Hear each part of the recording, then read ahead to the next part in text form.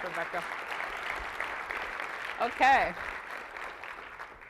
All right, so Rebecca makes it look easy on how to achieve this award-winning status with your employee volunteer program.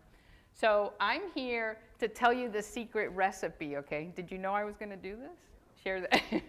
So, but I'm gonna start, we haven't heard a joke today, so I'm gonna start with a quick joke. Okay, so we like humor, this table right here, table 8, they're the fun table right there. Okay, so this is a man, his name is Paul, he has a dog. This dog is great dog, his name is Spot, but Spot is profane. So that's kind of a problem. So one day, Paul takes his dog for a walk, and they run into Paul's boss, and Spot, being profane, swears at Paul's boss. Paul's mortified, and he goes, "Oh my God, you're gonna get me fired." You know, so he takes Spot home, and he goes, "I'm gonna teach you a lesson." So he opens the freezer door, and he puts Spot in there, and he waits 10 minutes, and oh, you know what? Speaking of 10 minutes, I only have 10 minutes, so actually, I'm not gonna finish the joke, okay? So, anyway, so then, okay, I will finish the joke, I promise. But I just want you to notice what it's like to have a suspended expectation, to expect something and then not have it happen. Because that's what we're doing, okay? That's what's happening in society. When you hear a child say, "When I grow up, I want to," however they finish that sentence, fireman, astronaut, you know, salesperson, whatever, they envision a job that enriches their lives, that they have an emotional connection to.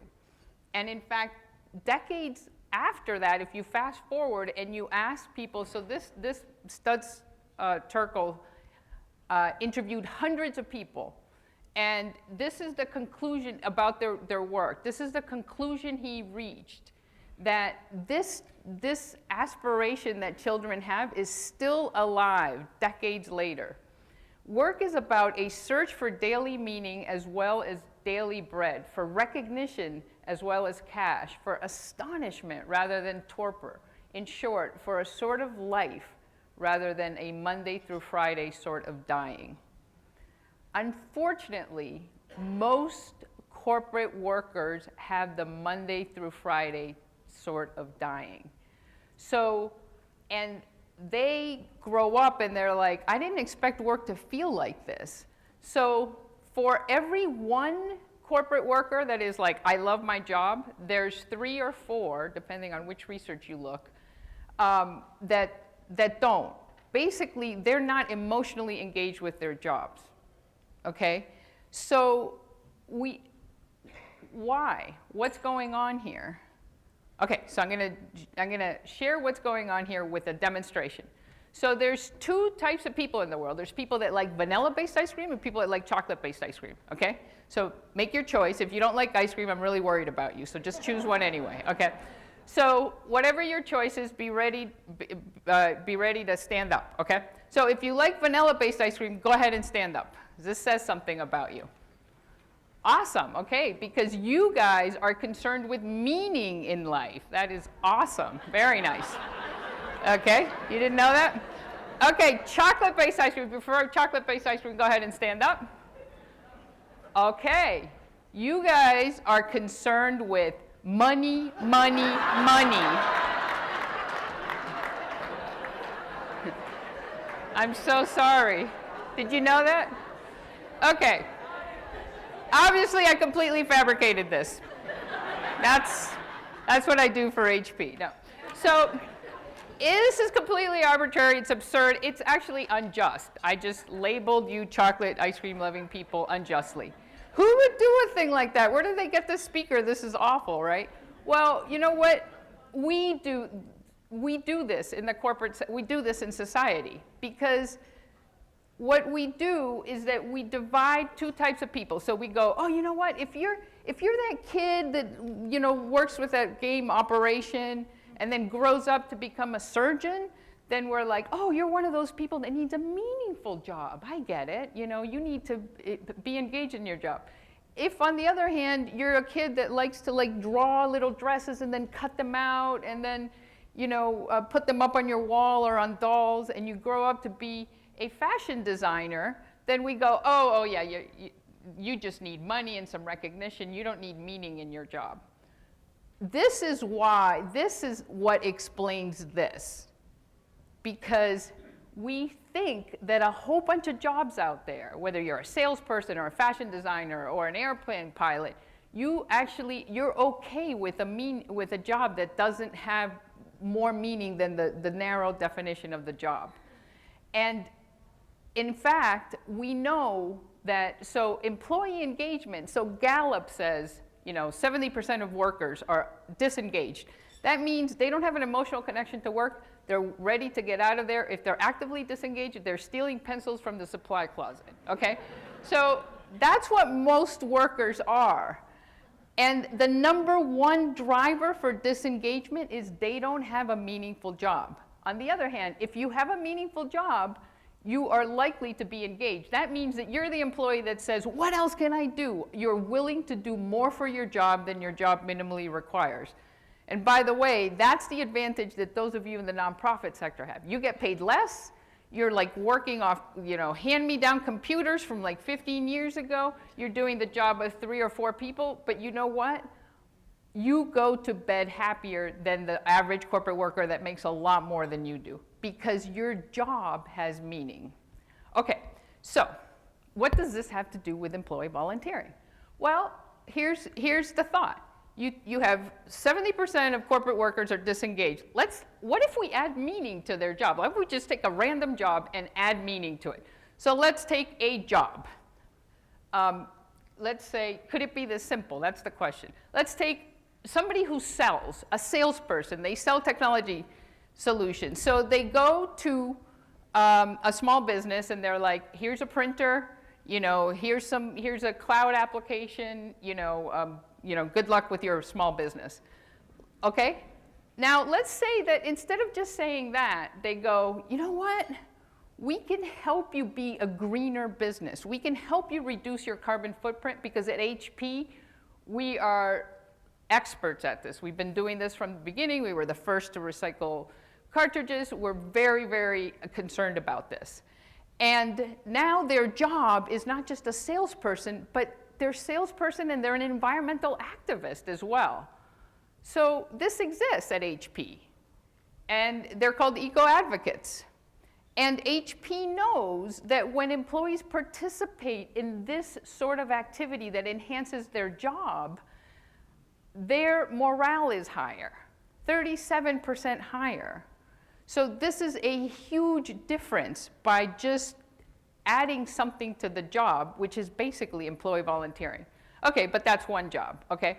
Well, let's take a different job. Let's say let's choose a really difficult one. Let's say you clean hotel rooms. How are you gonna make that? How are you gonna add meaning to that? Well, this is another company I work with, Caesars Entertainment. So housekeeping, it's voluntary, but if they want, they can pick up the partially used soap. Caesars Entertainment gives it to Clean the World Foundation. They clean it, they distribute it to families around the globe that are at risk of dying from preventable diseases. So now the housekeeper, when they get up in the morning, they're like, I'm not just gonna be scrubbing bathtubs, I'm actually gonna be helping people in Guatemala. So this job is significantly different.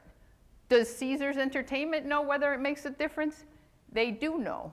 So they know that pride, engagement, plus a number of other HR outcomes are higher for employees who participate in this sort of program. Okay, one more completely different job. So now, one of my clients, I was thinking, is there anybody from PwC here? So I was thinking, what is the most boring job I can think of? Let's see, the most likely person to be the one with the thought bubble saying, I didn't think my job would feel like this. And I thought, auditing, okay? And PwC is a client, and I'm sure they're gonna find out about me saying this. So auditing, I thought, I can't think of anything more boring. Okay, so PwC. Okay, so they also, but PwC people know the difference that good money management can make. It can be the difference between having a rich life and staying in poverty and not being able to achieve what you want to in life. They know how important knowing about compounded interest and not cashing your check the moment you get it, all those things. PwC knows this. So they have this program called Earn Your Future. Auditors and other employees, but they're mostly, there's a lot of auditors at PwC. They go to schools and they help kids break the cycle of poverty so that they don't have the same habits that their parents had around money that resulted in part in them growing up in poverty.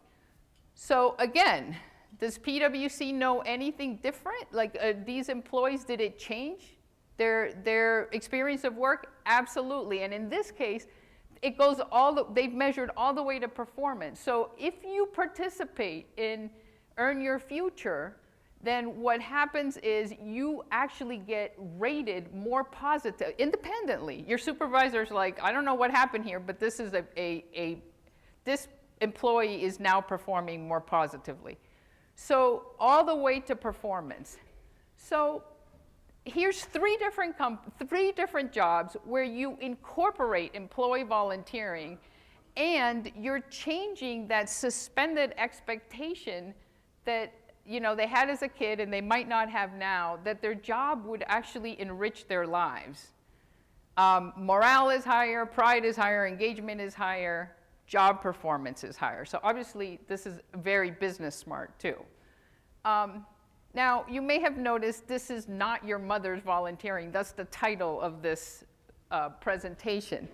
So there's some weird things about these volunteer positions I put up, examples I put up here, and it's by design. I thought it would be better to learn something new. I just want to say that I love traditional volunteering. So, and this is a picture of me on Saturday. I literally was painting a school wall. That was taken Saturday, 5 days ago. So I don't have anything against the traditional program that isn't so incorporated into work like these are. HP has fantastic traditional volunteer programs. All these companies do. I work with all of them, and they all do. I'm not saying that shouldn't be done. But what I am saying is that if business wants to solve serious societal issues, we need to design the volunteering so that it makes sense for the business, for the workplace. So we redesign everything else for business. I mean, the bathrooms don't look the same as they look at your home in a business. The office parties aren't the same as you have in your back patio. You don't wear the same clothes when you go to business than when you do, when you go out in the town. So similarly, we need to redesign volunteering to fit into the business well. So I'm not going to go through this slide. This is just a slide of this is a big part of the secret sauce that HP does, is that they design the volunteering to really make sense for the business. And they look different. They relate to work. So it's really smart that Lockheed Martin specializes in STEM. There's genius in there. There's some other, I'm not going to go through the slide because it's a little bit too nerdy, and I'm probably very close to out of time. But the point is that there are practices that you can apply to really bring in the volunteering so that it's ingrained, the way Greg said in the video, throughout the entire enterprise. And so you're not begging people to take 2 hours of their precious weekend time to volunteer, but you're getting their engagement in a different way. Okay, so what this does is before you do this, in most corporations, 7 out of 10 people are stuck at the bottom. They can get some money, they can get some recognition on Maslow's hierarchy of need. When you do this, what you can do is move them up to the top where the nonprofit sector is. So that's the power of employee volunteering. And there's lots of evidence for this. I can email you. I'm not going to go through these 2 nerdy slides, but you can see that Rutgers has done research, Harvard Business School, backing this up. Okay, so You take disengaged employees, which is the majority, you add workplace volunteering, you get engaged employees. Is it really this simple? It is. Now, I am oversimplifying a little bit, but just a little bit. Meaning isn't the only thing that they need. They need two other things. They need autonomy and mastery, but meaning is the most important thing. And also, if they have a terrible supervisor, you can't make up for it by like offering them a volunteer. You know, you can't make up for certain things. I mean, but wherever things are, if you offer employees the opportunity to make a meaningful contribution through a volunteer activity as part of their very corporate job, you will be making a huge contribution to that employee. You will be making a contribution to the business, and our communities will look much stronger. So it can't make up for everything, but it can make a huge difference. Okay, so now, the end of the joke. You guys remember? Okay, so Spot is in the freezer, right? And 15 minutes have gone by. Paul opens the freezer, and he pulls Spot out, and he's like, Spot, did you learn your lesson? And Spot's, you know, kind of calls, he goes, yes, yes, I promise I'll never swear again. But tell me, what did the chicken do? So that's it. Thank you. This works.